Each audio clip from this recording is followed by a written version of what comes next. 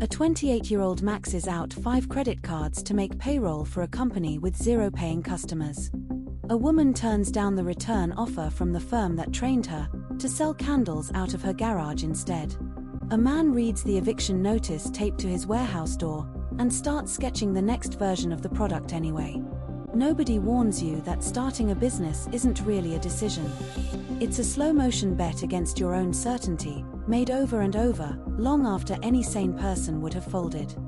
The consultant who discovered that almost nobody who starts a business is actually built to run one, not yet.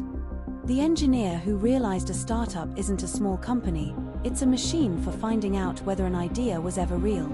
The investor who decided that copying what already works is the safest way to guarantee you build nothing that matters. The Olympic runner who nearly lost his shoe company a dozen times before the word Nike meant anything to anyone. The psychiatrist who survived 4 concentration camps and came out arguing that survival was never about the plan, it was about the reason. None of them found a formula that guarantees a business survives. They found something more useful than that.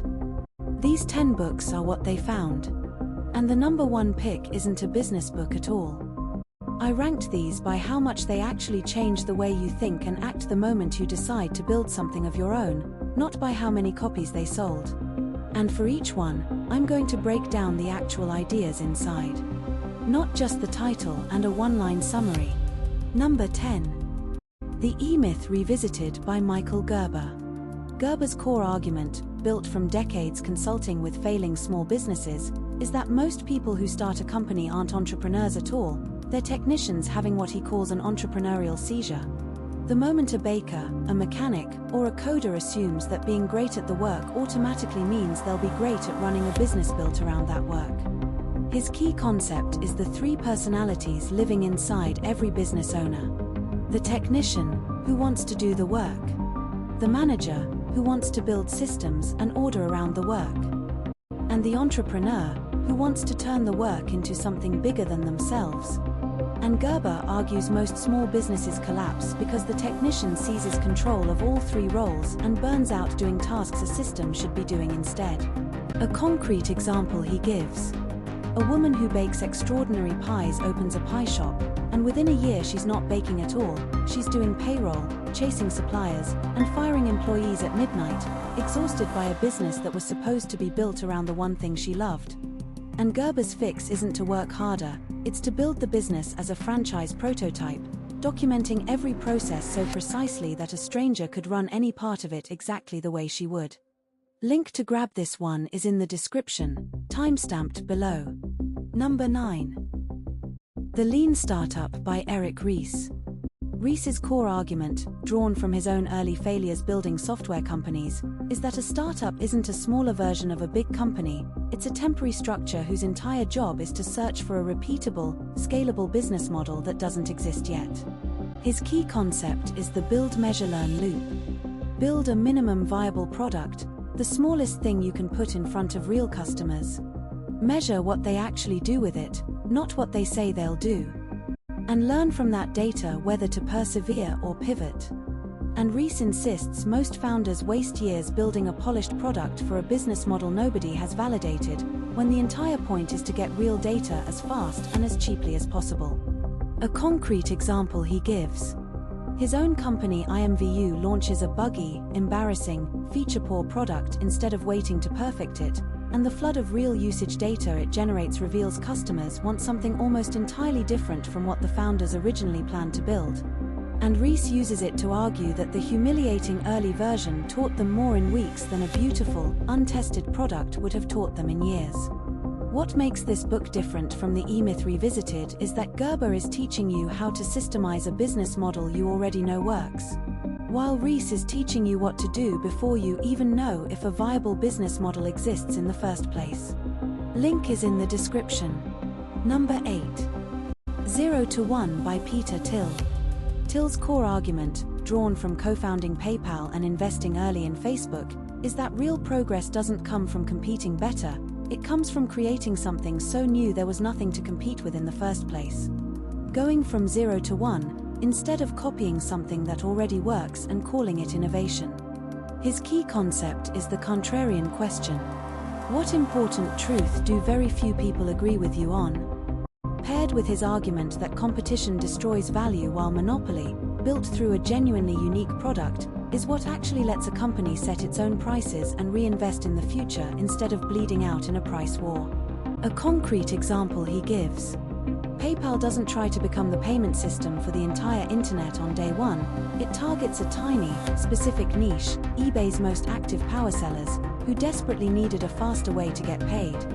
And Till shows that dominating that small, unglamorous market completely was what gave PayPal the base to expand outward, rather than trying to compete broadly against every payment method at once and losing to all of them. What makes this book different from the lean startup is that Ries is teaching you to iterate cheaply toward whatever the market tells you it wants, while Till is arguing that constant iteration is exactly what stops people from committing to the kind of definite, contrarian vision that produces something genuinely new. Links in the description. Number 7. The 4 Steps to the Epiphany by Steve Blank. Blank's core argument, built from founding and failing at several Silicon Valley startups himself, is that companies don't die from a bad product, they die from executing a flawless business plan for a product nobody actually asked for. His key concept is customer development, run as its own parallel track alongside product development. Customer discovery, testing your assumptions about the customer's problem before building anything. Customer validation, proving people will actually pay. Customer creation, building real demand. And company building, only now scaling the organization around what's been proven. And Blank's rule is simple: get out of the building and test the idea on real customers before you ever hire a sales team to sell it. A concrete example he gives. A team of engineers builds a feature-rich product based entirely on internal assumptions about what customers want, hires a sales force, and launches, only to discover in the field that the customer's real problem was something the product never solved at all. And Blank shows this exact pattern: ready, fire, aim, killing far more startups than any technical failure ever does.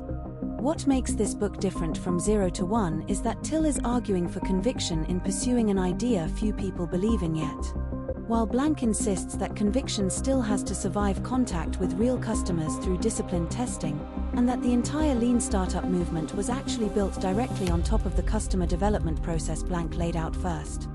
Link is in the description. Number 6.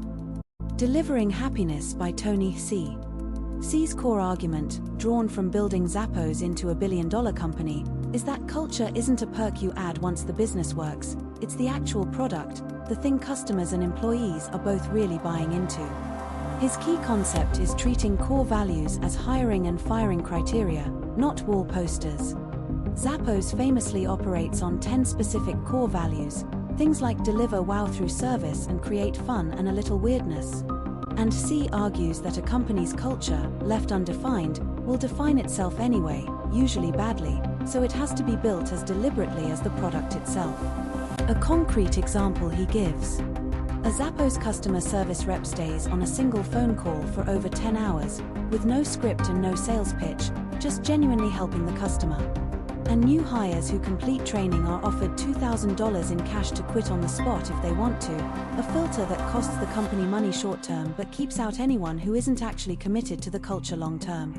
What makes this book different from the 4 Steps to the Epiphany is that Blank is solving the problem of finding the right product for the right customer, while C's argument only matters once you've found it, because he's showing that the deciding factor in scaling that product is whether the people inside the company actually believe in the promise it's making to customers. Grab it using the link below. Number 5. Shoe Dog by Phil Knight. Unlike the others so far, this one isn't a framework at all, it's a memoir, the founder of Nike telling the actual, unglamorous story of how the company almost died more times than Knight can count. Knight's central claim, built from his own decade on the edge of bankruptcy, is that the confident founder story people tell afterward is almost always a lie, and what actually happens is years of dread, debt, and legal threats that never show up in the highlight reel. His key theme is the gap between the myth of entrepreneurship and the reality of it. A bank repeatedly threatens to pull his company's line of credit. A former partner sues him and nearly wins. Employees go unpaid some months while Knight scrambles for one more loan. And the phrase "just do it" is born less from swagger, and more from sheer exhaustion with second-guessing. A concrete example he gives. Knight is sued by his original Japanese shoe supplier, Onitsuka Tiger, in a fight that could have ended the company entirely years before the Nike name existed, and he wins only barely, through a mix of legal maneuvering and desperate luck. And Knight uses the story to argue that nearly every legendary company was one bad month away from not existing, a fact the polished business book version of success almost never mentions.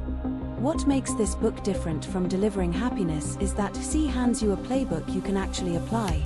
While Knight's book isn't a playbook at all, it's proof that even the most iconic company in the world survived on grit and timing far more than on any framework in this list. Links in the description. Number 4. The Hard Thing About Hard Things by Ben Horowitz. Horowitz's core argument, drawn from running 2 companies through near collapse before becoming a venture capitalist, is that most business advice is written for when things are going well, and almost none of it tells you what to actually do when there are no good options left. His key concept is the struggle. The specific, isolating experience of a founder facing a decision with only bad outcomes, where every book, mentor, and inspirational quote suddenly goes quiet. Paired with the distinction between a peacetime CEO, optimizing a business that's working, and a wartime CEO, making brutal calls just to keep the company alive. A concrete example he gives. Horowitz has to lay off a large portion of his own company, Opsware, including friends who had followed him there, while simultaneously trying to convince investors and remaining employees the company still has a future. And he walks through the actual mechanics of how to deliver that news, arguing that softening it to protect your own feelings is a betrayal of the people being let go. What makes this book different from Shoe Dog is that Knight shows you the emotional truth of the struggle through narrative, while Horowitz turns that same struggle into a specific, tactical playbook for the exact decisions, firing an executive, demoting a friend, cutting a product, that most founders have to make with no good precedent to follow. Link is in the description. Number 3. Crossing the Chasm by Geoffrey Moore. Moore's core argument, built from years consulting for tech companies, is that new products don't fail in the early stages, they fail in a specific, predictable gap between early adopters and the mainstream market, because those two groups buy for completely different reasons. His key concept is the technology adoption life cycle. Innovators, who love new technology for its own sake. Early adopters, visionaries chasing a competitive edge. The early majority, pragmatists who buy only once other pragmatists have already proven it works. The late majority and laggards, who buy only when they have no choice left. And Moore's central warning is that the leap from early adopters to the early majority is a chasm, not a curve, and most products that thrilled the visionaries simply die trying to cross it. A concrete example he gives. A promising enterprise software company has passionate early adopters raving about it, but sales stall completely the moment it tries to sell to larger, risk-averse companies who all ask the exact same question: who else like us is already using this? And Moore's fix is the bowling pin strategy, picking one narrow, winnable niche market, dominating it completely, and using those specific customer references to knock over the next niche in line. What makes this book different from The Hard Thing About Hard Things is that Horowitz is focused on the internal, survival-level decisions inside a company, while Moore is mapping the external mechanics of how a product actually gets adopted by a market outside the building, regardless of how well the company itself is being run. Links in the description. Number 2. Blue Ocean Strategy by W. Chan Kim and Renee Morborn. Kim and Morborn's core argument, drawn from studying over 150 companies across 3 decades, is that most businesses bleed each other dry fighting over the same customers in the same crowded market, a red ocean stained by competition. When the far more profitable move is creating an entirely new market space where competition doesn't even apply yet, a blue ocean. Their key concept is the 4 actions framework. Eliminate the factors an industry has always competed on but no longer add real value. Reduce the factors that are over-delivered relative to what customers actually need. Raise the factors that are under-delivered. And create entirely new factors the industry has never offered before.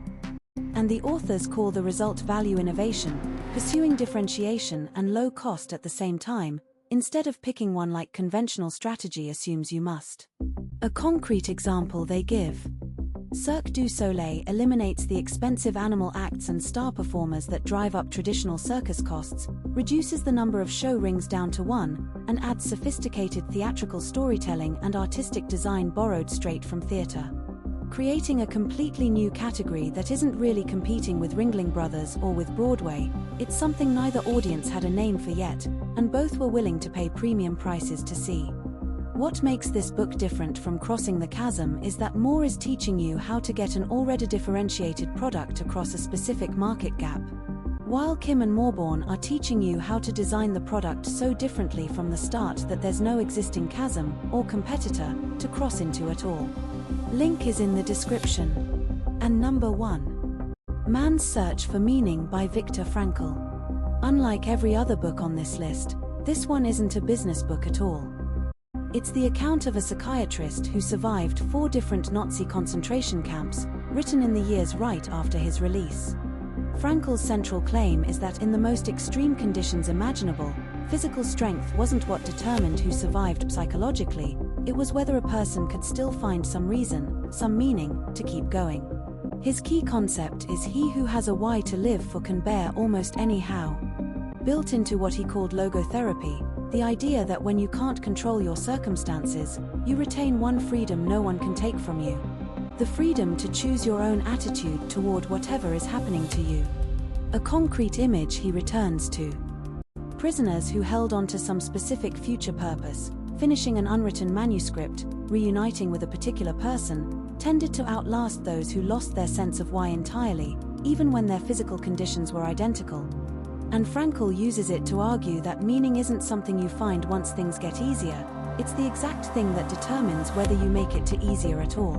What makes this book the definitive number 1 on this list is that every other title here is teaching you how to build, position, or survive a business once you've already committed to trying. Frankl is explaining the psychological foundation underneath the commitment itself, the reason anyone keeps showing up to an idea that could fail completely, on the days when every framework in this list runs out of answers. Link is in the description. The number 1 pick proves something simple. A business plan can tell you what to build. Only a reason strong enough to survive the worst month can tell you why you're still building it. Which of these have you read, and which one changed how you think about starting a business? Drop it in the comments.